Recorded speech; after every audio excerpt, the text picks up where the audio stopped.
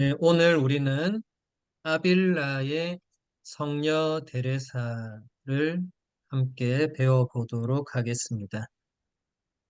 예수의 데레사라고도 불리는 성녀고 또 수아 데레사 성녀와 구분하기 위해서 대데레사라고 또 불리기도 하는 성녀입니다. 1582년에 하느님 품으로 가셔서 우리는 아직 이제 16세기에 머무르고 있습니다. 루터와 이냐시오와 마찬가지로 테레사도 교회와 그리스도교 신앙을 쇄신하고자 하는 시대의 간절한 열망에 대열해서 함께 노력했던 인물입니다. 테레사 성녀는 1515년 아빌라에서 태어났습니다. 그녀는 아빌라에 있던 아우구스티노 수녀회에서 운영한 학교의 기숙사에 들어갔습니다. 여기서 그녀는 처음으로 수녀원 입회를 생각했고 얼마 지나지 않아서 기숙사에서 나왔지만 수녀원 입회에 대한 생각은 점점 커져갔습니다. 이런 생각에 사로잡힌 계기는 자신의 개인적인 구원에 대한 두려움과 자신의 의로움을 하느님께로부터 확인받고자 하는 이기적인 생각에서 비롯되었습니다. 자신의 개인적인 구원에 대한 두려움, 이 부분은 루터와 상당히 비슷하죠. 이냐시오 성인과도 비슷한 부분이 있습니다. 자신의 의로움을 하느님께로부터 확인받고자 하는 그런 이기적인 마음은 데레사 성녀의 솔직한 고백이겠죠. 보통 수녀원을 입회하거나 신학교에 들어갈 때 처음부터 하느님의 강렬한 부르심을 확신하고 들어가는 경우는 거의 없습니다. 대부분 잘 모르거나 이렇게 성녀가 고백하는 것처럼 어떤 이기적인 뜻 혹은 세속적인 뭐 여러 가지 다른 동기들이 작용할 수 있죠. 시작은 그렇더라도 이제 그 길에 들어섰을 때부터 어떻게 하는가가 사실 중요하죠. 신학교나 수녀원, 수도원에 들어가는 사람은 물론 세상적 기준으로 볼 때 많지는 않지만 끝까지 가는 사람 숫자와 비교할 때는 들어가는 사람 숫자가 그래도 꽤 많은 편이에요. 근데 들어가서 그 길을 계속 쭉 가야 되는데 이제 중간에 가지 않습니다. 여러 가지 이유가 있겠지만 부르심의 길이라는 것이 특히 여러분들은 뭐 사제나 수도자는 아니지만 또 각자의 가정에서 혹은 또 각자의 삶의 자리에서 하느님의 부르심을 따라 살고 있기 때문에 부르심의 길을 가고 있죠. 그 부르심의 길에서는 처음 동기가 그렇게 중요하지 않습니다.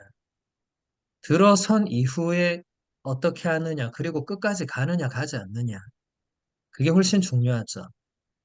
아마 여러분 주위에 냉담하는 분들 많이 계실 거예요.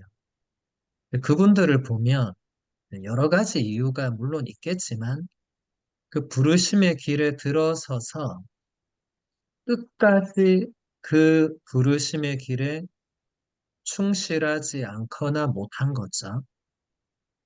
우리도 그렇게 되지 말라는 법이 없기 때문에 자신의 그 소명에 대해서 충실하게 걸어가는 것은 대단히 중요하고 우리가 이렇게 성인 성녀들의 발자취를 돌아보는 것도 우리보다 먼저 그렇게 사셨던 분들한테 배우기 위해서죠. 어떻게 그렇게 끝까지 충실할 수 있었는가. 우리와 똑같은 인간이셨지만 어떻게 끝까지 충실할 수 있었는가. 그걸 배우는 게 대단히 중요합니다. 1535년 데레사는 아빌라에서 그리 멀지 않은 곳에서 완화된 가르멜 수도 규칙을 따라 살던 육화한 예수의 수녀원에 입회했습니다. 자신의 수도회를 개혁하고 그것을 통해 교회를 개혁하게 되는 이 위대한 성녀는 수녀원에 입회한 후에 18년이라는 긴 세월 동안 먼저 자신의 삶을 결정적으로 개혁하는 체험을 하게 되었습니다. 여러 해 동안 이리저리 헤매고 일어났다가 넘어지고 다시 일어나기를 반복하면서 성녀는 자신에 대한 신뢰를 잃어버리게 되었는데 1554년 사순절에 큰 변화가 일어났습니다. 아빌라의 데레사 성녀 하면 가장 먼저 떠오르는 단어가 바로 개혁 혹은 쇄신이라는 단어입니다. 데레사 성녀의 그 가르멜 수도회 개혁은 그 이후에 그리스도교 전체 역사에 엄청난 영향을 미쳤기 때문에 그래서 성녀를 대데레사라고 부르는 것도 있거든요. 위대한 성녀라는 뜻이죠. 뭐 성인 성녀가 다 위대하지만 그런 분들 중에서도 특별히 또 대자를 붙여가면서 더 그 위대함을 교회가 기리는 분들이 있는데 여성으로서는 아마 대데레사 성녀가 제가 알기로는 유일할 거예요. 그만큼 이 여성이 뭔가 그 시대에 남성과 동등한 권리가 없었던 시대에 교회를 여성이 개혁한다. 이건 뭐 엄청난 일이죠. 근데 데레사 성녀는 그런 위대한 업적을 이루기 전에 먼저 거의 20년이라는 긴 세월 동안 자신을 개혁하는 체험을 한 뒤에야 수도원을 개혁하고 교회를 개혁할 수 있었다. 이 굉장히 중요한 메시지예요. 우리가 우리 자신을 먼저 변화시키고 우리 자신이 먼저 회개하고 우리 자신이 먼저 예수님을 정말 뒤따르고 우리 자신이 먼저 하지 않고는 다른 사람 혹은 내가 속해 있는 공동체가 그렇게 될 거라고 혹은 그렇게 되도록 뭔가 노력한다고 해서 그렇게 되는 게 아니라는 겁니다. 본인을 먼저 개혁하고 쇄신하지 않으면서 남을 개혁하고 공동체를 개혁한다. 말이 안 되겠죠. 그래서 제가 강의할 때 자주 얘기하는 것 중에 하나가 다른 사람을 보지 말고 자신을 알아봐라. 자신에게 집중해라. 우리는 흔히 다른 사람의 잘못이나 부족함은 찝어내는데 자신에게는 또 그렇게 못하거든요. 자신을 이렇게 바라보고 직면하고 하는 게 쉬운 일이 아니에요. 그것은 누가 말해준다고 되는 게 아니라 혼자서 자신을 고요하게 돌아보는 그런 성찰의 시간, 그런 침묵의 시간, 그런 머무름의 시간을 가져야 되는데 우리가 그런 시간을 잘 가지지 않는 반면에 다른 사람에 대해서 말하는 것은 아주 쉽게, 너무나 쉽게 그렇게 해버리죠. 테레사 성녀는 그 20년이라는 세월 동안 이리저리 헤매고 다시 일어나고 넘어지고 다시 일어나고 이걸 끊임없이 반복했습니다. 우리하고 거의 똑같죠? 그러면서 성녀는 자신에 대한 신뢰를 점점 잃어가게 됩니다. 그것도 우리하고 똑같죠? 우리도 이리저리 헤매고 일어났다가 넘어지고 일어나고 넘어지고 계속 반복하면서 이제 본인을 신뢰하지 않게 되죠.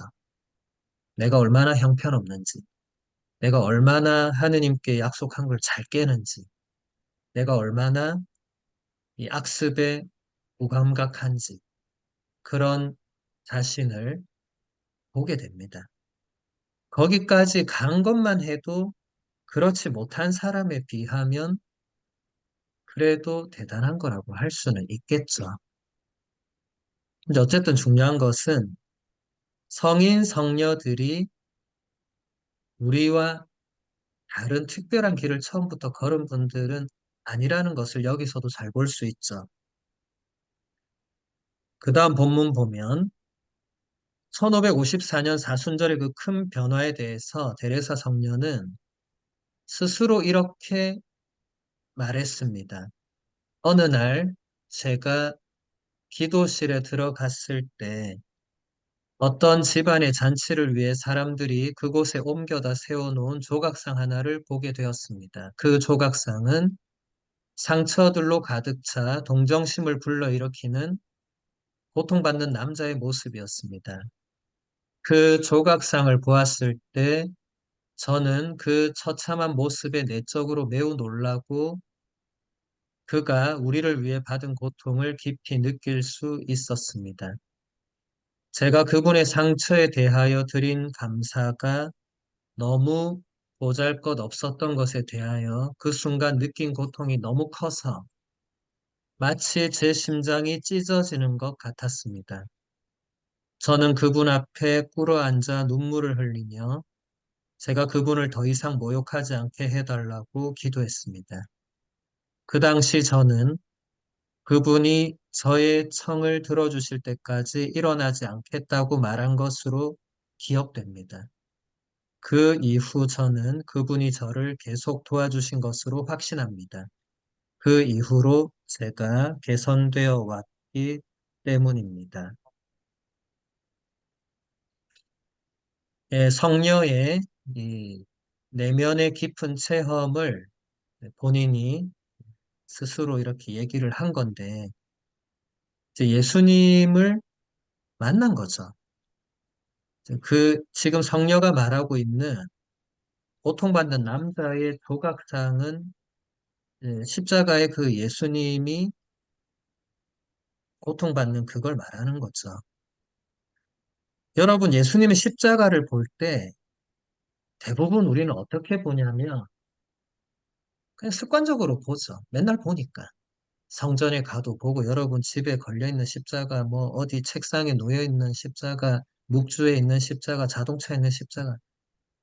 맨날 보니까 사실은 그걸 보면서 이 예수님의 그 고통에 깊이 공감하거나 뭔가 이 기도를 하거나 이렇게 잘 안 되죠, 우리가. 이 데레사 성녀도 처음에는 별로 그런 게 없다가 이 1554년에 그 사순절에 처음으로 이 십자가의 그 예수님, 그분의 상처와 고통, 그것에 깊이 일치하는 그런 체험을 한 거죠.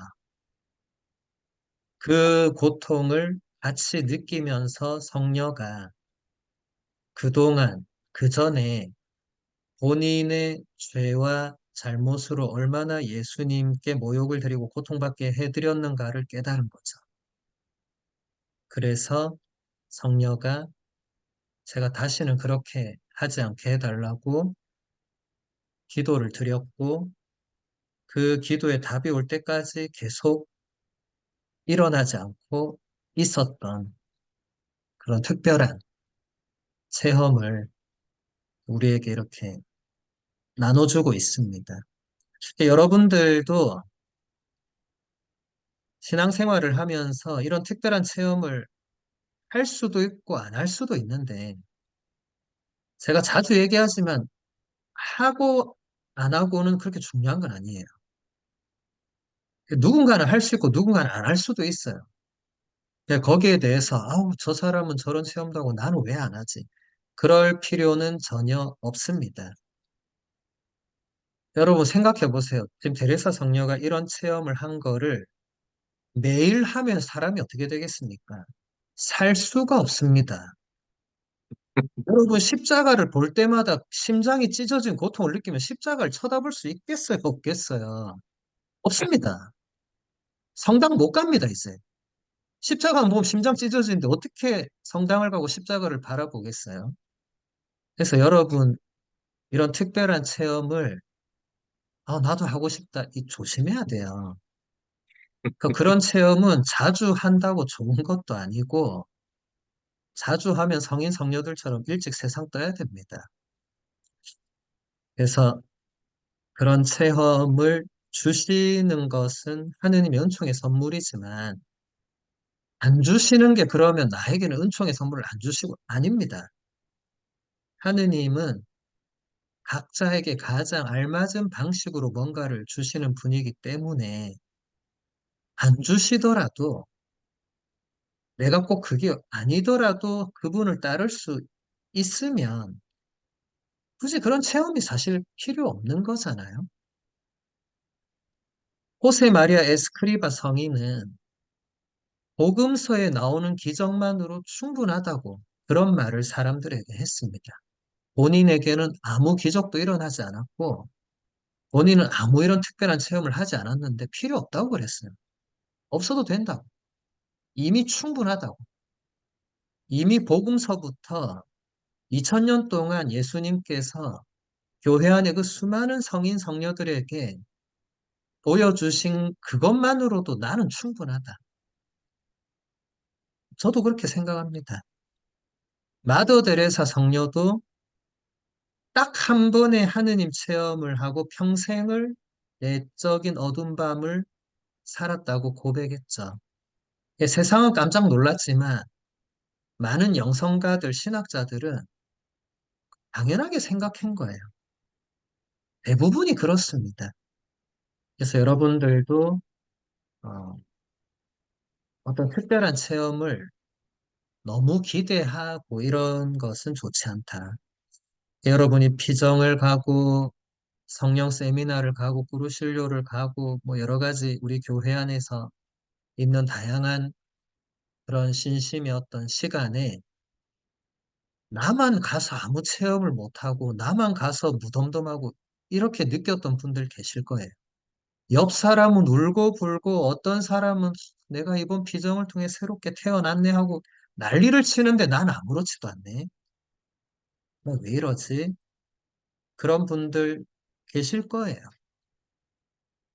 근데 그것도 하느님께서 그분에게 또 뭔가 주신 게 있습니다. 꼭 울고 불고 해야 뭘 얻고 아니에요. 근데 정말 그런 은총의 선물로 정말 참회의 눈물을 흘릴 수 있지만 안 흘리면 그럼 참회 안 한 거냐? 아니에요. 꼭 그렇게 외적인 표징에 매달릴 필요는 없습니다. 그 다음 본문 보겠습니다.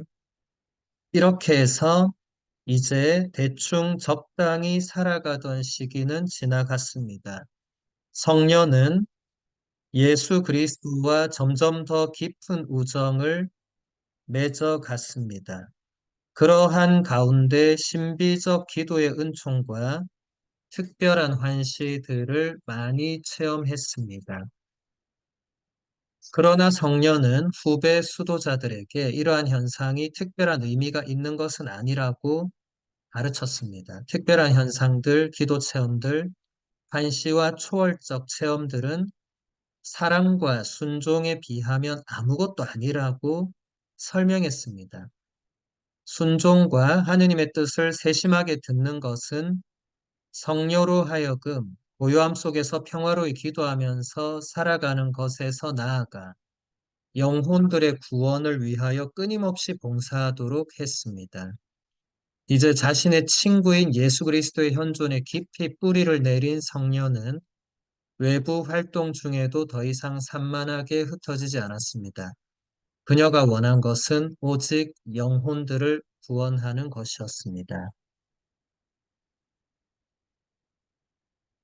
예, 이제 대충 적당히 살아가던 시기가 지나고 데레사 성녀가 예수님과 깊은 우정을 맺으면서 본격적으로 이제 이 성녀의 길을, 개혁의 길을 걸어가게 되는데, 테레사 성녀는 누구보다도 많은 환시를 체험했지만 동료와 후배 수도자들에게 그게 특별한 의미가 있지 않다고 자주 말해왔어요. 그런 것들보다 훨씬 중요한 것이 서로 사랑하고 장상에게 순종하는 거라고 자주 강조했습니다. 동료들은 아마 그 말을 잘 이해를 못했을 수도 있는데, 제가 아까 말씀드린 것과 똑같은 맥락으로 데레사 동료도 얘기한 거죠. 동료를 사랑하지 않고 장상에게 혹은 영적 지도자에게 순종하지 않으면서 매일 예수님을 체험한다. 그건 의미가 없는 거예요. 의미가 없는 정도가 아니라 그건 문제가 있는 거예요. 매일 예수님을 만난다고 하면서 옆 사람을 사랑하지 않는다. 그게 그 예수님을 만나는 게 도대체 그러면 왜 만나는 거예요, 그게? 그 예수님이 그분 만나서 도대체 무슨 얘기를 하는지 모르겠어요. 그렇게 말하는 사람이 만약에 있다면. 그리고 장상이나 영적 지도자에게 순종하지 않는 사람이 한시를 체험한다. 그것도 우리 교회 안에서는 있을 수 없는 일이었습니다. 순종이라는 게 쉬운 게 아니거든요. 우리가 순종하면 가장 먼저 떠오르는 분이 성모님이시고 또 예수님이시고 이렇게 많은 성인 성녀들인데 그분들이 처음부터 하느님의 뜻에 물론 예수님과 성모님은 처음부터 끝까지 하느님 뜻에 전적으로 순종하신 분이죠. 근데 성인 성녀들은 지금 우리가 대리사 성녀도 지금 배우면서 보지만 처음부터 100% 이렇게 순종하고 그게 아니고 과정을 다 겪습니다. 우리가 교부들 배울 때도 보면 많은 교부들이 젊은 시절에 방탕한 생활, 타락한 생활, 꼭 교부까지 안 가더라도 우리 이번 학기에 배웠던 이냐시오 성인이나 프란치스코 성인 다 마찬가지입니다. 뭔가 결정적 회심 이전에는 그냥 우리처럼 혹은 우리보다 못하게 세속적인 그런 삶을 살았죠. 그런데 이제 하느님의 부르심의 길로 들어서면서는 그 뒤부터는 끝까지 하느님의 뜻에 순종합니다. 끝까지 간다는 것은 다른 말로 하면 끝까지 순종하는 거거든요. 이 순종이라는 게 쉽지 않아요. 우리가 신앙생활을 열심히 하면 할수록 느끼시겠지만 하느님의 뜻이 이루어지도록 뭔가 하는 게 아니라 내 뜻이 이루어지도록 뭔가를 하는 우리를 보게 됩니다. 특히 열심한 분들. 안 열심한 분들은 뭐 여기서 누가 열심하고 누가 안 열심하고는 아무도 알 수 없지만 그렇게 신앙생활 열심히 안 하는 분들은 하느님 뜻이고 내 뜻이고 별 관심 없을 거예요. 그냥 최소한의 해야 될 것만 하고 살겠죠. 신앙적으로는. 그런데 이제 좀 열심한 신자들, 나름 성당에서 몇십 년을 거의 살다시피 하면서 그렇게 봉사하고 희생한 분들은 하느님의 뜻과 내 뜻을 잘 식별하는 게 필요합니다. 그래야 그 희생과 봉사가 마지막까지 하느님 마음에 드는 그런 게 되지. 잘못하면은 어느 순간 내 뜻을 더 추구하는 그런 게 될 수도 있거든요. 본인도 모르게. 본인은 희생하고 봉사한다고 생각하는데 사실은 본인 뜻을 끝까지 관철시키려고 애쓰는 그런 경우들을 아마 여러분이 주위에서 본 적이 있을 거예요. 안타까운 일이지만. 그 사람만 모르고. 안타깝죠. 조심해야 됩니다. 열심하다는 게 물론 안 열심한 것에 비하면 좋은 거지만 열심할수록 이게 하느님의 뜻이냐 내 뜻이냐를 잘 봐야 됩니다. 잘 식별해야 됩니다. 그래서 성녀도 그런 얘기를 하는 거겠죠. 오직 영혼의 구원을 위해서 봉사하고 순종하고 자신을 바쳐야 된다. 반시를 보고 나만 그냥 잘 살고 나만 구원받고 그런 것은 그리스도교 신앙의 본질이 아니다. 자, 그 다음 본문을 보겠습니다.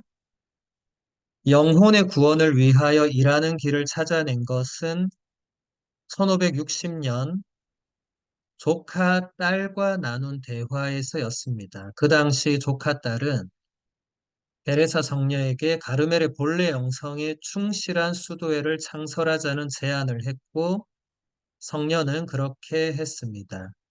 본래의 가르멜 정신이란 고정적으로 일정하게 들어오는 수입 없이 가난하게 살아가는 것, 봉쇄구역 안에서 기도의 정신으로 충만하여 엄격하게 살아가는 것, 수도자들이 서로 진정한 의미의 자매가 되어 서로를 위하고 사랑하며 살아가는 것을 의미했습니다. 이러한 새로운 설립은 더 이상 개인적인 구원만을 우선적으로 생각하는 것이 아니었습니다. 설립의 의미와 목적은 본래의 영성으로 교회 정신의 개혁이었습니다. 이 말은 내면으로부터 쇄신되는 것을 의미했습니다. 성녀는 1582년 10월 15일에 세상을 떠났고 이날을 우리는 베레사 성녀의 축일로 지내고 있죠. 본래의 영성에 충실한다. 이게 쇄신이고 이게 개혁입니다. 우리가 어떤 공동체를 쇄신해야 된다, 개혁해야 된다고 할 때 새로운 뭔가를 찾아야 된다고 생각하는 경우가 있어요. 이게 뭐가 지금 문제가 있으니까 새롭게 뭘 해야 된다. 그것은 올바른 방향이 아닙니다. 쇄신과 개혁은 원래의 정신에 충실하지 않은 뭔가를 원래 정신에 충실하도록 하는 게 쇄신이고 개혁이에요. 그런데 그 길로 가지 않고 새로운 거 찾으면 더 엉뚱하게 갈 수밖에 없습니다, 대부분. 더 엉망이 되는 거죠. 지난 세기에 우리 교회 안에서 가장 큰 사건은 제2차 바티칸 공의회였어요. 요한 23세 성인 교황님이 개최를 하셨고, 바오로 6세 성인 교황님이 이제 폐막을 한 이 4년 동안 열렸던 이 제2차 바티칸 공의회가 내걸은 기치가 이 쇄신과 개혁인데, 쇄신과 개혁을 내걸면서 공의회가 뭘 했냐면, 새롭게 뭔가를 찾아야 된다. 이게 아니고, 다시 원천으로 돌아가야 된다. 이렇게 갔어요. 그래서 다시 간 곳이 교부들이었습니다. 제2차 바티칸 공의회를 이끌었던 신학 자문위원들의 가장 많은 퍼센트를 차지했던 학자들은 교부 학자들이었어요. 우리 그리스도교의 가장 원천은 교부들에게 있다는 것을 그들이 알고 있었기 때문에 교부들이 어떻게 했는가를 다시 주목한 거죠. 그렇게 해서 제2차 바티칸 공의회는 많은 변화와 개혁과 쇄신을 할 수 있었습니다. 테레사 성녀가 했던 이 개혁도 마찬가지죠. 물론 새로운 수도회를 세웠는데 많은 사람들이 새로운 수도회를 세워서 개혁했구나 이렇게 또 착각을 하고 있을 수 있잖아요. 그게 아니고 본래의 그 가르멜 수도회 정신을 살아가는 수도회를 설립한 거예요. 그러니까 기존 수도회가 그렇게 못 살고 있었고 그래서 정말 가르멜의 그 영성을 살아내는 그러니까 사실은 이게 새로운 게 아니고 정확하게 표현하면 그 원래의 그 정신을 구현하는 근데 그게 개혁이고 쇄신인 겁니다. 아마 지금 여러분들이 속해 있는 본당이나 또 그 본당 안에서 여러분이 속해 있는 신심 단체 공동체들이 쇄신과 개혁이 필요하다고 느껴진다면 또 뭔가 새로운 길을 찾을 게 아니고 원래 그 정신이 무엇이었던가를 찾으시면 됩니다. 그리고 거기에 충실하지 못한 부분이 뭐가 있는지를 보고 그러면서 원래 그 정신대로 살기 위해서 애를 쓰면 그게 개혁의 시작이 되는 거죠. 자, 그 다음 본문 보겠습니다. 성녀 데레사의 삶과 활동은 성녀가 살던 시대가 긴박하게 도전해 온 것에 대한 하나의 응답이었습니다. 성녀는 수도회의 개혁과 그것을 넘어 가톨릭 교회를 개혁하는 데 봉사하고자 했습니다.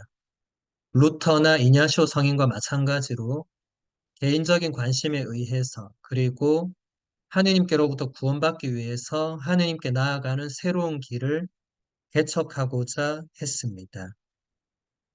데레사 성녀는 독일의 개혁가 루터와 마찬가지로 종교적 신심 행위를 많이 해서 그 업적을 쌓거나 과장된 외적 지침들과 형식들을 지켜나가는 것으로 하느님 앞에서 자신의 구원에 대한 확신을 확인하려는 태도를 거부했습니다. 성녀는 인간은 하느님 앞에 결코 무언가를 내놓을 수 없다는 것과 모든 것을 하느님께로부터 받아야만 하는 존재라는 것을 잘 알고 있었습니다. 독일의 개혁자들과 마찬가지로 성녀도 성경이 그리스도를 증거하고 모든 영적 삶의 규범이라는 것을 새롭게 발견했습니다. 성녀는 독일의 개혁자들과 마찬가지로 우리를 부자유스럽게 만드는 종교적 의무들을 거슬러서 우리를 자유롭게 하는 복음적 열정에 사로잡혔습니다. 예, 강의록 옆에 저만 나오게 하면 좋을 것 같아요. 다른 분들이 나오시는 거 말고 저만 나오게. 예. 자, 그 강의록 다시 앞부분 보면 성녀의 삶과 활동, 아니 이 앞부분 말고 지금 예, 성녀의 삶과 활동은 이 시대의 도전에 대한 응답이었다. 여러분 이 말을 눈여겨봐야 됩니다. 항상 시대는 우리에게 뭔가 도전을 해옵니다. 지금도 마찬가지고 500년 전에도 마찬가지고 1000년 전, 2000년 전에도 다 마찬가지였어요. 항상 그 시대는 우리가 예수 그리스도를 따르는 데에 방해가 되거나 걸림돌이 되거나 도전이 되는 뭔가가 언제나 있었습니다. 이 시대만 이런 게 아니고 항상 있었습니다. 앞으로도 있을 것입니다. 여러분들이 죽을 때까지 있을 거예요. 이 시대의 논리나 시대의 흐름은 내가 하느님의 뜻을 따르는 데에 도움이 되기보다는 방해가 될 거예요. 그래서 오늘 복음에서도 예수님께서 좁은 문으로 들어가라는 그런 말씀을 하시잖아요. 대부분의 사람들은 넓은 문으로 그냥 다 간다고. 세상의 논리와 세상의 방식, 그 세속에 그냥 사람들이 그렇게 살아가는 그걸 말하겠죠. 그런데 예수님을 따르는 것은 그렇게 가서는 안 되는 힘든 길을 가야만 한다. 성인 성녀들은 그 시대의 많은 어려움들 또 시대의 요청들, 시대의 도전들의 나름으로 뭔가를 응답을 해서 이렇게 어, 우리에게 이렇게 뭔가를 남겨주신 분들이라고 할 수 있습니다. 그런데 그것은 성인 성녀만 하는 게 아니고 우리 모두가 해야 하는 겁니다. 지금 우리가 이렇게 온라인으로 강의를 하고 참여하는 것도 마찬가지죠. 데레사 성녀는 온라인이란 걸 몰랐어요. 뭐 데레사 성녀뿐만이 아니고 온라인이 개발되기 전까지의 모든 성인 성녀들은 온라인이란 단어 자체를 모르고 사셨죠. 근데 우리는 온라인 시대를 살고 있고 온라인 시대의 도전 앞에 있고 그 온라인을 이용해서 또 우리의 신앙을 뭔가 전달하려고 하고 있고 나름 이 시대의 어떤 요청, 시대의 도전에 응답하고 있는 거죠. 이건 저만 해서 될 일이 아니죠. 여러분이 없으면 제가 이 시간에 뭐하러 강의를 하겠습니까? 듣는 사람이 없는데. 그러니까 우리도 뭔가 이 시대를 그냥 따라가고, 아, 뭐 시대가 이러니까 어쩔 수 없지라고 그냥 쉽게 포기하고, 그렇게 해서는 안 되고, 아무리 시대가 이렇게 저렇게 가더라도 나는 복음의 길을 가겠다. 나는 예수 그리스도를 따르겠다. 이런 태도가 그게 개혁이고 그게 쇄신입니다. 거창한 게 아니에요. 성인 성녀들은 자신이 뭔가를 하면서 거창하다고 생각한 적은 한 번도 없고 그렇게 해서는 그런 열매를 내지도 못했을 겁니다. 그냥 매 순간순간 충실했거든요. 그게 쌓이고 쌓여서 돌아가시고 난 뒤에 그 열매를 맺고 빛을 본 거지. 성인 성녀들은 살아계실 때는 거의 다 그것을 보지 못했습니다. 마치 모세가 이 약속의 땅으로 건너가지 못했던 것처럼 대부분의 성인 성녀들도 그랬어요. 베레사 성녀는 자서전이나 작품들을 보면 인간은 하느님 앞에 결코 뭔가를 내놓을 수 없다는 것과 모든 것을 하느님께로부터 받아야만 하는 존재라는 것을 아주 잘 알고 있었음이 드러납니다. 성녀는 굉장히 겸손하게 표현하는데 저는 그 표현들이 과장되거나 그냥 형식적이거나 꾸며냈다고 느껴지지 않았거든요. 바로 이 문장이 그걸 말해줍니다. 인간은 하느님 앞에 결코 뭔가를 내놓을 수 없다. 아무리 열심히 기도하고, 아무리 열심히 뭔가를 해도 그걸 하느님께 가서 하느님 제가 이렇게 했습니다. 근데 저한테 뭔가 좀 보상을 주세요. 그럴 수가 없다. 모든 것을 하느님께로부터 받아야만 한다. 우리가 그 정도까지 나아가기는 쉽지 않겠지만, 적어도 여러분들이 오늘 이 시간부터 데레사 성녀에게 조금 배워서 앞으로 여러분이 아무리 열심히 기도하고 뭔가 희생하고 봉사했을 때 그거 들고 하나님께 가서 하나님 제가 이렇게 했습니다. 이렇게 안 할 수 있다면 한 걸음 확 나갔다고 볼 수 있습니다. 안 할 수 있다면. 여러분 다음에 한번 이거 노력해 보세요. 쉽지 않을 거예요.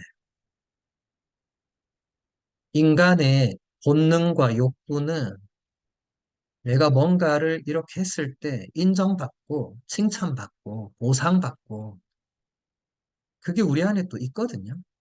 어릴 때부터 지금까지 있습니다. 그런 게 없다고 말할 수 있는 사람은 아무도 없어요. 이것을 우리가 그래서 나도 모르게 하느님께도 하느님 제가 이렇게까지 당신의 교회를 위해서 희생, 헌신, 봉사하는데 이런 마음이 든다면 조심해야 됩니다. 그런 마음이 들 수는 있어요. 그만큼 열심히 하는 분들은 들 수 있는데 그걸 하느님께 보여드리고 하느님께 그에 알맞은 보상을 바라는 것, 그거는 아닙니다. 성인, 성녀들은 아무도 그렇게 하지 않았어요. 그렇게 하는 자체가 말도 안 된다는 것. 왜냐하면 하느님께로부터 모든 것을 받아서 내가 그렇게 한 건데, 한마디로 말하면 뭐죠? 내가 한 게 아니라는 거죠. 사도 바오로가 갈라티아인들에게 보낸 편지에서 이제는 내가 사는 것이 아니라 예수 그리스도께서 내 안에 사시는 것입니다. 라고 했던 그 말씀과 일맥상통하는 거죠. 여러분들이 교회 안에서, 여러분들의 본당에서, 여러분이 속해 있는 신앙 공동체에서 희생하고 헌신하고 봉사하면 할수록 내가 하는 게 아니라고 깨달아야 됩니다. 하느님께서 그렇게 허락해 주시고 그렇게 할 수 있도록 힘을 주셔서 내가 하는 거지. 내가 스스로 막 그렇게 해서 아유 대견해라. 하느님 보시기에 대견해야지. 내가 나 스스로 대견해 하면 그건 이미 하느님께는 대견한 게 아니거든요. 이 부분에서 많은 열심한 분들이 여기서 넘어지거나 오류를 범합니다. 열심한 건 참 좋았는데. 그래서 조심해야 됩니다. 제가 이렇게 당부드리는 것은 이렇게 중강의까지 들어오는 여러분들은 굉장히 열심한 분들이거든요. 이 강의를 듣는 게 이 한두 번도 아니고 10번을 듣는 건데 이 쉬운 일이 아니에요. 이렇게 열심히 듣는 여러분들이 여러분들 본당이나 신앙 공동체에서도 아마 대부분 또 열심히 할 거예요. 희생 봉사를. 그래서 제가 더 당부드리는 겁니다. 여러분들이 여러분이 속한 공동체에서 희생 봉사하는 것은 매우 칭찬받을 일이고 하느님 마음에 들 일이지만 그것을 여러분이 스스로 하느님께 하느님 제가 이 정도 했으니까 이렇게 나아가시면 안 됩니다. 앞으로도 언제나 그렇습니다. 언제나. 그러면 또 어떤 분들이 아니 신부님 그러면 누가 열심히 희생봉사해요? 다 안 하지. 뭐 칭찬도 못 받고 인정도 못 받고 아무도 못 받는데 안 하지. 이게 유혹입니다. 이게 세상 논리가 그대로 들어온 것을 모르고 하는 거거든요. 예수님께서 뭐라고 했습니까? 루카복음서 17장에 보면 쓸모없는 종에 비유해서 뭐라고 하셨죠? 어떤 주인이 종한테 일 시켜놓고 왔는데 종이 열심히 일했다고 해서 너 잘했다. 이렇게 누가 그러냐고. 너 계속 일하라고. 그렇게 한다고. 그래서 너희는 열심히 하고 나서 뭐라고 말해야 되냐면 저희는 쓸모없는 종입니다. 그저 해야 할 일을 했을 뿐입니다. 이렇게 말하라고 예수님이 직접 가르쳐 주셨잖아요. 성인 성녀들은 그 말씀을 정확하게 알아들었습니다. 본인이 아무리 뛰어나도 쓸모없는 종이라는 것을 알고 있었어요. 우리가 볼 때는 대단히 쓸모 있는 유익한 종들이었지만 성인 성녀들은 아무도 자신을 그렇게 여기지 않았습니다. 여러분 데레사 성녀의 자서전이나 영혼의 성 같은 작품들 한번 읽어보세요. 성녀는 처음부터 끝까지 자신은 아마 하느님 나라에 못 들어갈 건데 이런 표현도 쓰시고 나는 너무 부족하고 너무 엉망이어서 지금 내가 이 글을 쓰는 것도 사실 말도 안 되는데 내가 쓰고 있다 이런 얘기도 하시고 근데 그게 과장되거나 꾸며내거나 그런 거 아니에요. 정말 그렇게 생각한 겁니다. 정말로. 그래서 여러분들도 여러분 속해 있는 본당이나 신앙 공동체에서 희생, 봉사, 헌신하면 할수록 해야 할 일을 했을 뿐입니다, 하느님. 이렇게 말할 수 있으면 훌륭합니다. 근데 쉽지 않을 거예요. 그렇게 말하는 거 쉽지 않을 거예요. 나중에 한번 해보세요. 그냥 말로 하라는 게 아니고 정말 기도하러 갔을 때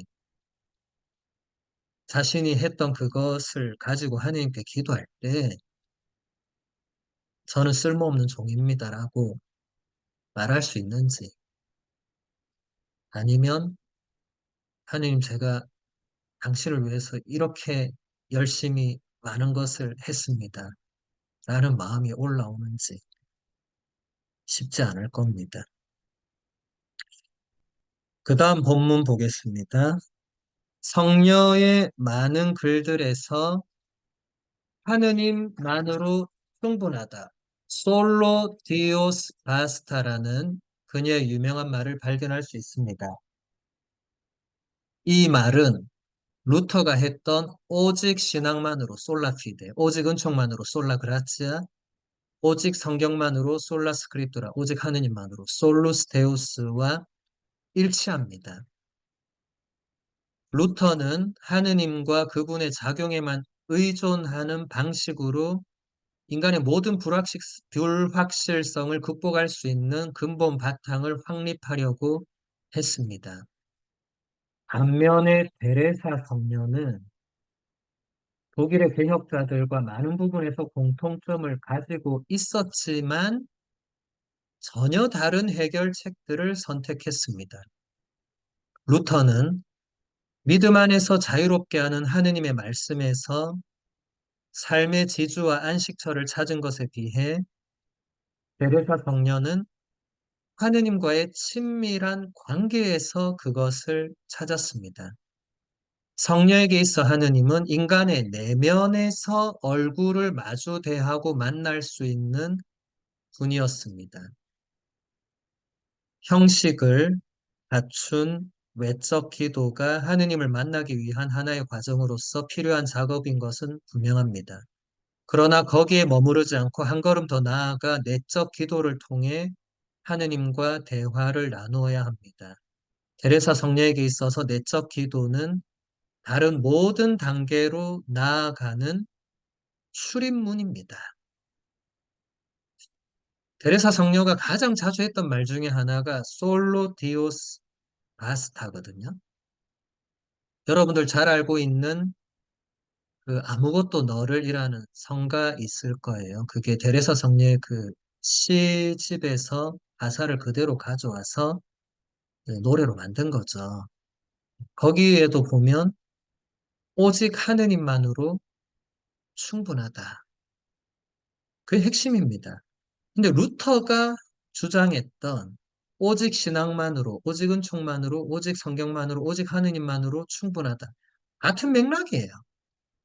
그러니까 개혁가들, 그 16세기의 개혁가들은 이런 신뢰로, 이런 모토를 내걸고 시대를 개혁하고자 했는데, 이제 루터와 데레사 성녀의 그 미묘한 차이는 루터는 오직 거기에만 의존하는 방식으로 이제 그 근본 바탕을 확립하려고 했다는 것.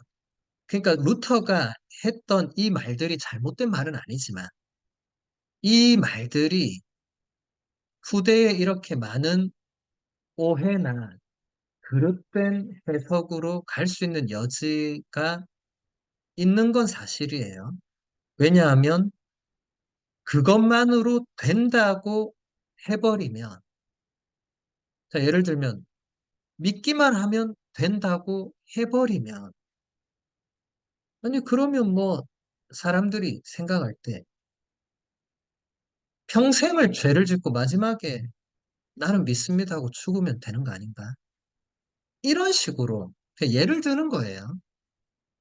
지금 사람들이 그렇다는 게 아니고 그런 식으로 해석의 이 오해나 그릇된 해석의 여지가 발생할 수 있고 사실 루터는 그런 것까지는 생각을 안 했을 거예요.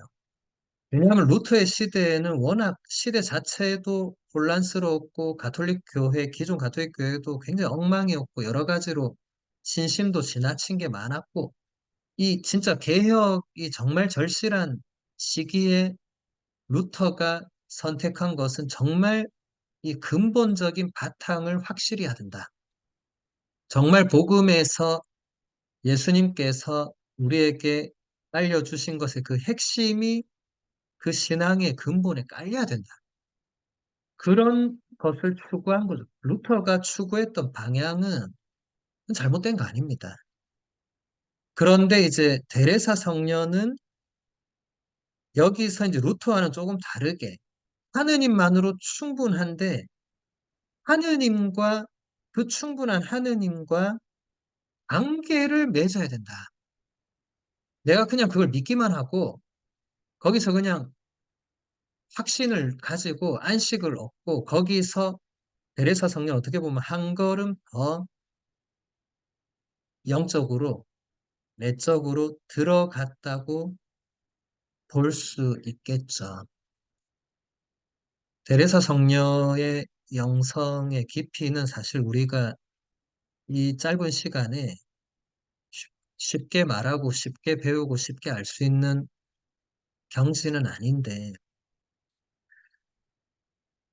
영혼의 성이라는 이 데레사 성녀의 위대한 작품을 보면 데레사 성녀가 이 인간 영혼 안에서 그 내면 안에서 이 하느님과의 관계를 맺고 하는 그 이 세세한 그 부분을 얼마나 그 묘사해 내는가를 볼 때 정말 놀랍거든요.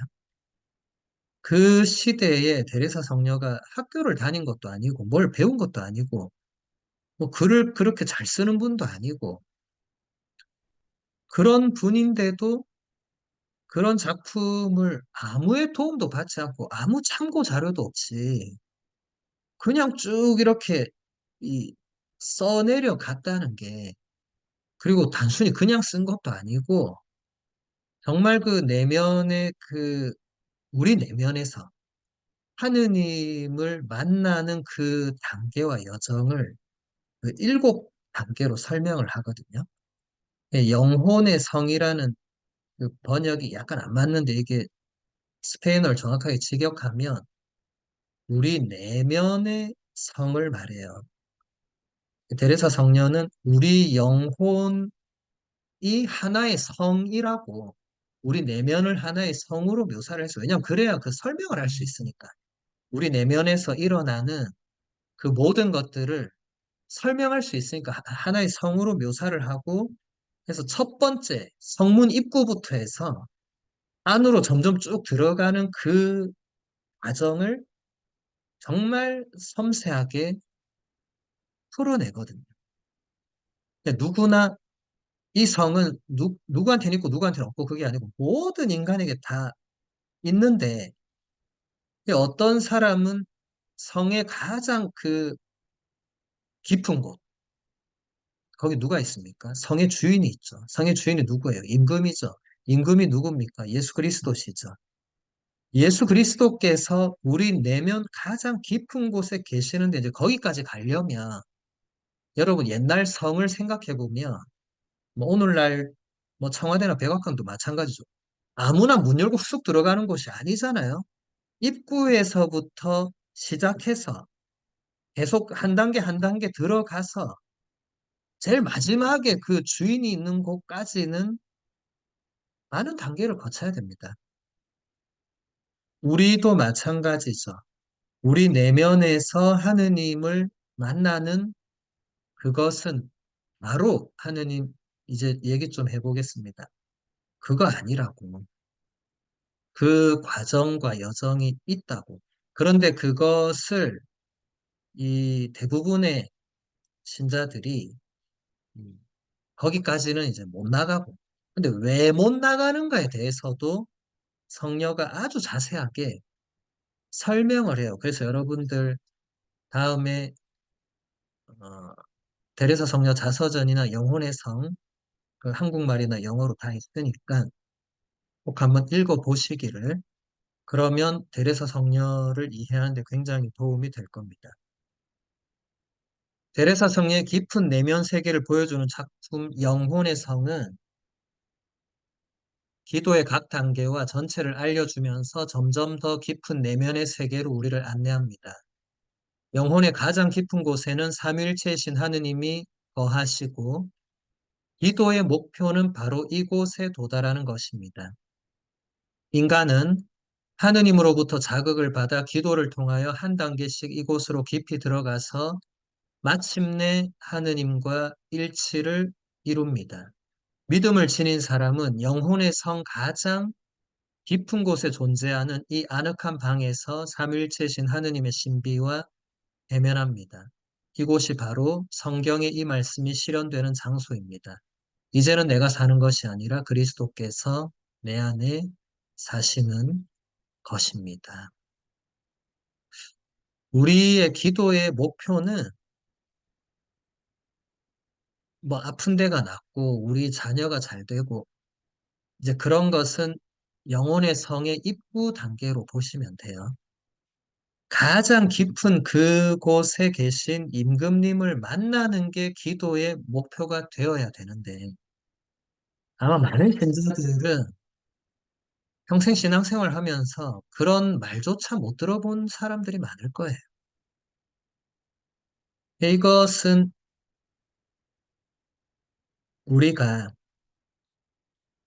배움이 얼마나 중요한가, 그리고 기도라는 것이 얼마나 어려운가, 뭐 이런 여러 가지를 생각해 볼 수 있는데, 제가 가끔 이렇게 안타까운 것은 2000년 교회 역사 안에서 교부들이나 성인 성녀들이나 또 교회가 그런 모든 것을 시대마다 사람들에게 가르쳐주고 알려주고 해왔고 지금은 그게 넘쳐나는데도 우리말의 풍요 속 빈곤이라고 오히려 우리 그리스도교 신자들은 보면 신부님 저는 아무것도 몰라요. 뭐 이렇게 얘기하시거든요. 이렇게 인터넷이 있어가지고 인터넷을 통해서 정말 뭐 어떤 자료든지 다 볼 수 있고 접근할 수 있는 세상에서도 우리 신자들이 아무것도 모른다고 표현할 때 이 풍요 속 빈곤이구나. 정말 2000년 동안 이렇게 쌓여온 신앙의 유산, 이 영적인 이 열매의 가치들이 정말 우리에게 얼마나 이게 지금 이 전달이 되고 있는가. 특히 각 신자들 한 사람 한 사람이 얼마나 그 신앙의 유산을 맛보고 있는가. 저는 그런 것에서, 그런 현실에서 안타까움을 느끼면서 뭔가를 하다 보니까 지금 우리가 이렇게 이 시간에 온라인 강좌로 우리가 테레사 성녀를 보고 있는 건지도 모르겠습니다. 이제 이런 시간 아니면 저도 뭐 제가 혼자 하는 테레사 성녀의 책을 읽고 그걸 따라 기도하고 하겠지만 이걸 누군가한테 설명하려면 이런 강좌가 있어야 되겠죠. 그동안은 이런 게 없다 보니까 저도 혼자 공부만 했는데 이제 이런 강좌가 있다 보니까 혼자 공부한 거를 풀어낼 수 있는 거죠. 그래서 여러분들이 물론 제 강좌뿐만 아니라 요즘은 워낙 어, 좋은 강사들, 훌륭한 신부님, 수녀님들이 많이 계시고 그분들이 또 온라인을 많이 활용하시니까 어, 누구의 강좌든지 여러분들이 이제 열심히 배우시고 또 배운 것을 그냥 끝나고 덮지 않고 또 그것을 열매 맺기 위해서 노력하시고 하는 것이 그게 개혁입니다. 그게 쇄신이고 우리가 정말 우리 내면의 가장 영혼 깊은 곳에 계시는 하느님의 신비와 조금이라도 만날 수 있다면 그보다 더 우리가 지상에서 누릴 수 있는 행복은 없겠죠.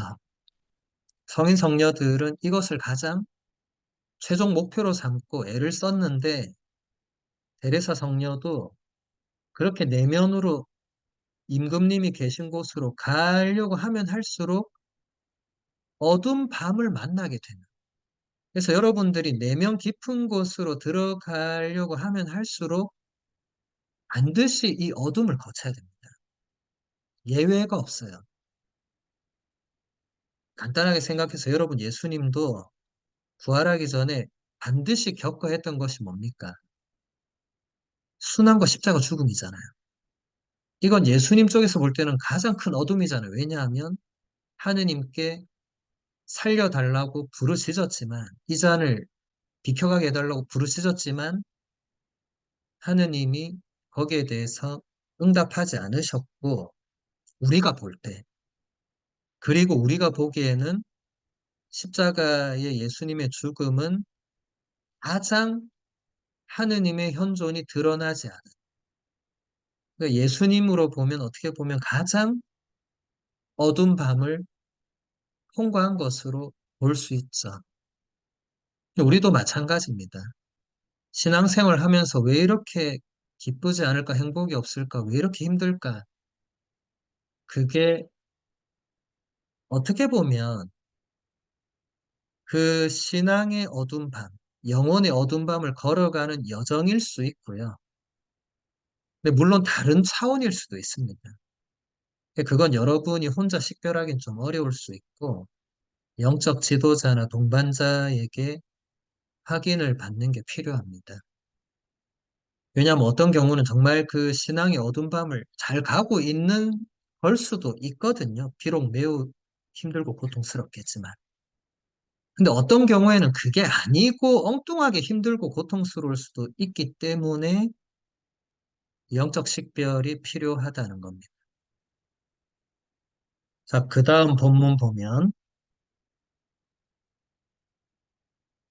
루터와 달리 데레사 성녀는 기도의 길을 강조하고 하느님과 가지는 깊은 만남의 체험에 대해서 강조합니다. 그렇게 해서 구체적인 교회에 대한 태도가 루터와는 굉장히 달랐습니다.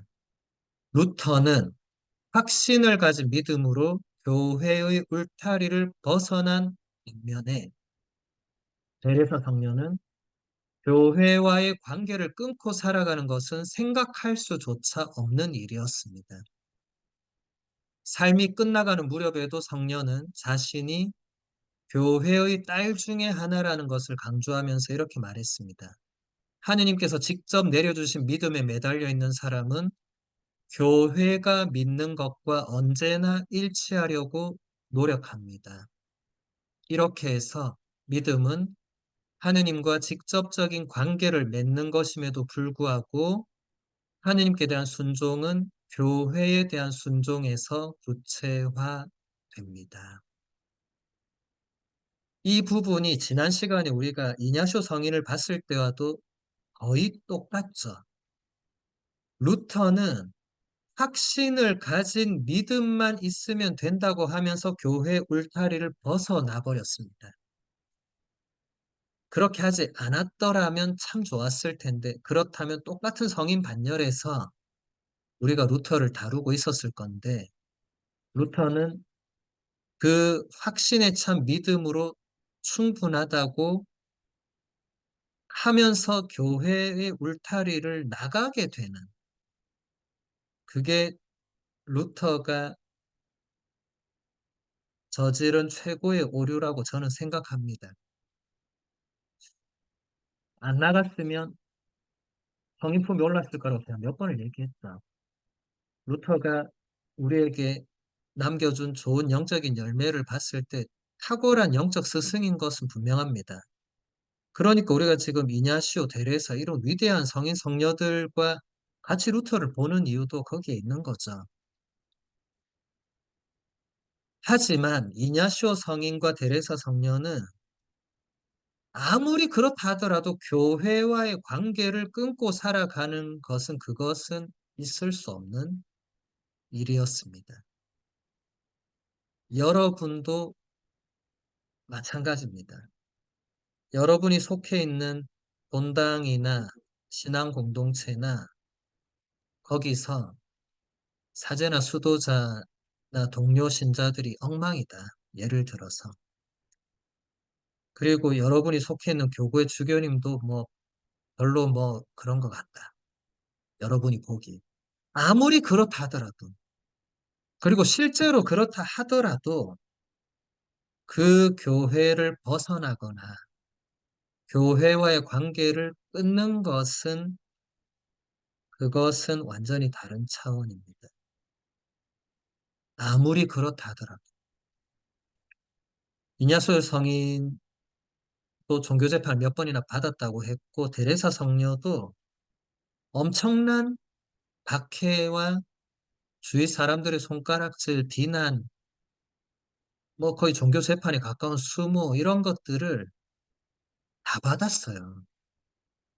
그런데도 데레사 성녀는 마지막에 지금 하신 말씀 잘 보세요. 하나님께서 직접 내려주신 믿음에 매달려 있는 사람은 교회가 믿는 것과 언제나 일치하려고 노력한다. 교회의 믿음을 거부하거나 나 혼자 하느님과 관계를 맺어서 그냥 하늘나라 가거나 그런 차원은 우리 그리스도교 안에는 없다는 거예요. 데레사 성녀는 마지막에 저는 교회 딸입니다라는 이 유명한 말을 남기고 세상을 떠나셨는데 그토록 많은 뭔가를 하셨지만 본인이 탁월하거나 위대하거나 뛰어나서가 아니라 교회의 딸이라서 교회의 딸이니까 교회의 딸로서 자신이 그 모든 것을 했다는 거죠. 저도 여러분도 교회의 아들이고 교회의 딸입니다. 왜냐하면 여러분 모두 교회 안에서 세례를 받고 하느님의 아들, 딸로 새롭게 태어났죠. 그런데 우리가 교회를 벗어나거나 떠나는 것은 그건 있을 수 없는 일입니다.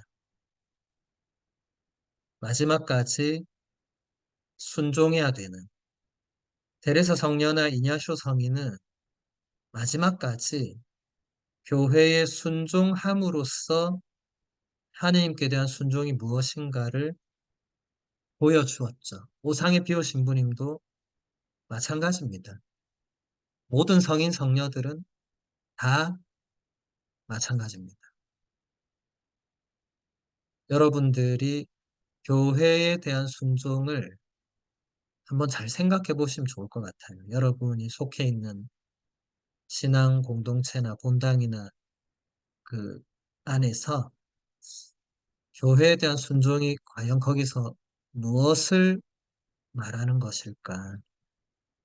내가 어떻게 하는 게 교회에 순종하는 것일까? 한번 잘 묵상해 보시기 바랍니다. 네, 성녀의 작품 중에서 수도원 설립을 위한 책을 한번 보도록 할게요. 더 이상 아무것도 바라지 않는 사람은 모든 것을 가진 것입니다. 이러한 영혼은 어떠한 두려움도 없고 이 지상에서 그 어떤 것도 바라지 않습니다. 고통이 이들을 혼미하게 할 수 없고 기쁨이 이들을 흥분하게 할 수 없으며 이 세상에 그 어떤 것도 이들에게서 평화를 빼앗아 갈 수 없습니다. 왜냐하면 이들은 오직 하느님께만 매달려 있고 그 어떤 것도 이들을 하느님으로부터 떼어놓을 수 없기 때문입니다. 오직 하느님을 잃어버리지 않을까라는 생각만이 이들을 걱정하게 할 수 있습니다. 이 세상의 모든 것은 이들에게 어떤 의미도 없습니다. 왜냐하면 그 어떤 것도 이들의 행복을 크게 할 수도 작게 할 수도 없기 때문입니다. 예, 각주 11번 보시면 사도 바울의 로마서 8장 유명한 구절이죠. 무엇이 우리를 그리스도의 사랑에서 갈라놓을 수 있겠습니까? 환난입니까? 역경입니까? 박해입니까? 굶주림입니까? 헐벗음입니까? 위험입니까? 칼입니까? 우리는 우리를 사랑해 주신 분의 도움에 힘입어 이 모든 것을 이겨내고도 남습니다. 나는 확신합니다. 죽음도 삶도 천사도 권세도 현재의 것도 미래의 것도 권능도 저 높은 곳도 저 깊은 곳도 그 밖에 어떠한 피조물도 우리 주 그리스도 예수님에게서 드러난 하느님의 사랑에서 우리를 떼어놓을 수 없습니다. 데레사 성녀는 이 구절을 알고 있었고 들었겠죠. 그게 작품 안에도 그대로 나옵니다. 물론 오늘날처럼 직접적으로 막 성경을 보고 인용하고 이럴 수 있는 시대가 아니니까 데레사 성녀 작품들 보면 자주 이렇게 얘기해요. 제가 정확하게 기억은 못합니다만 성경의 어느 부분에서 주님께서 이렇게 말씀하십니다. 지금과는 시대가 400년이 다르니까 거의 500년이 차이 나니까 당연히 그걸 어떻게 기억해요? 여러분도 이 성경을 안 보고는 어떻게 그대로 다 적습니까? 그건 안 되잖아요. 최대한 비슷하게는 기억을 해도 똑같이 적을 수는 없죠. 그래서 이 교부들과 성인 성녀들 작품에서 성경의 인용이 조금 불확실하거나 간혹 조금 잘못되거나 하는 경우가 있는데 그건 시대적인 한계를 당연히 고려해야 됩니다. 근데 여기서 중요한 것은 그 무엇도 하느님의 사랑에서 우리를 갈라놓을 수 없다는 사도 바오로의 확신이 1500년을 그대로 이어와서 데레사 성녀도 이걸 그대로 받아서 자기 작품에 그대로 적었다는 게 중요한 거예요. 다시 말해서 바오로라는 이 한 사람의 독특함이 아니라는 거예요. 만약에 바오로만 그랬다면 이 로마서가 굳이 성경에 들어갈 이유가 뭐가 있어요? 개인 편지인데. 이게 성경 안에 들어갈 수 있었던 이유는 바오로 혼자서 이렇게 나 혼자 그냥 아니에요. 여러분 성경 읽으면서 바오로가 참 뛰어나 물론 바오로 당연히 위대한 사도입니다만은 거기서 멈춰서는 안 되고 나도 그렇게 될 수 있고 되어야 한다. 아까 봤던 갈라티아서 2장 20절의 말씀 이제는 내가 사는 것이 아니라 예수 그리스도께서 내 안에 사시는 것입니다라는 구절은 바오로에게만 적용되고 해당되는 게 아니고 나에게도 나도 그렇게 될 수 있고 그렇게 되기 위해서 노력해야 됩니다. 여러분 좁은 문으로 아무나 갈 수는 없지만 그렇다고 아무도 못 가는 문이 아니거든요. 들어갔던 분들이 계시니까 우리도 따라갈 수 있는 거예요. 그래서 우리가 정말로 예수 그리스도를 따른다고 마음먹고 결심하고 살아간다면 이 세상의 무언가가 우리에게서 뭔가를 빼앗아 갈 수가 없다는 게 데레사 성녀의 생각이었고 사실 모든 성인 성녀들의 한결같은 삶의 자세였습니다. 세상의 것들이 나를 기쁘게 하거나 나를 행복하게 하거나 그러지 않았던 거예요. 여러분들은 세상에 속해서 살고 있기 때문에 세상에서 주는 어떤 기쁨과 즐거움의 요소들이 있을 수 있고 그것을 완전히 배제하라는 의미는 아니에요. 왜냐하면 데레사 성녀는 공세수도원에 사시는 분이었잖아요. 그런 삶을 여러분들이 똑같이 살 수는 없고 그건 뭐 말도 안 되죠. 여러분들의 삶의 자리에서 여러분들이 세상 안에서 겪는 그 희노애락을 다 갖다 버려라 그런 게 아니고 본질적으로 우리에게 가장 중요한 것은 오직 하느님께만 매달려 있고 오직 하느님만을 바라보고 그분을 잃어버리지 않을까라고 걱정하는 그런 영혼에게는 나머지 모든 것들은 부차적인 것이기 때문에 거기에 좌지우지 되지 않는다는 거예요. 그건 여러분들이 한번 여러분 자신을 돌아보면 되겠죠. 여러분들의 지금 근심, 걱정, 불안의 이유와 원인이 뭔지를 생각해 보면 되겠죠. 그게 하느님과 아무 상관없는 어떤 것 때문에 여러분들이 근심하고 걱정하고 불안해한다면 여러분들은 아직 데레사 성녀가 말하고 있는 여기에 오지 못한 거죠. 근데 오지 못했다고 해서 완전히 오지 못하는 게 아니고 지금부터라도 그런 것들에서부터 조금 더 하느님으로 나아가는 그런 노력을 하면 되죠. 여러분 늦었다고 생각될 때가 가장 빠른 때라는 그런 우리 말도 있잖아요. 나는 이제 글러 먹었다 이렇게 생각하시는 분들은 그렇게 하면 안 되고 늦지 않았습니다. 지금부터라도 오늘 이후부터라도 다시 하느님과 함께 하느님을 바라보고 다시 시작할 수 있습니다. 하느님께서 너는 늦었다 이런 말씀을 하신 적이 없기 때문에 우리 모두는 지금부터라도 사도 바오로와 데레사 성녀가 걸었던 그 길을 시작할 수 있고 좁은 문으로 들어가는 그 여정을 우리도 갈 수 있습니다. 예, 오늘 강의는 여기서 마무리하도록 하겠습니다.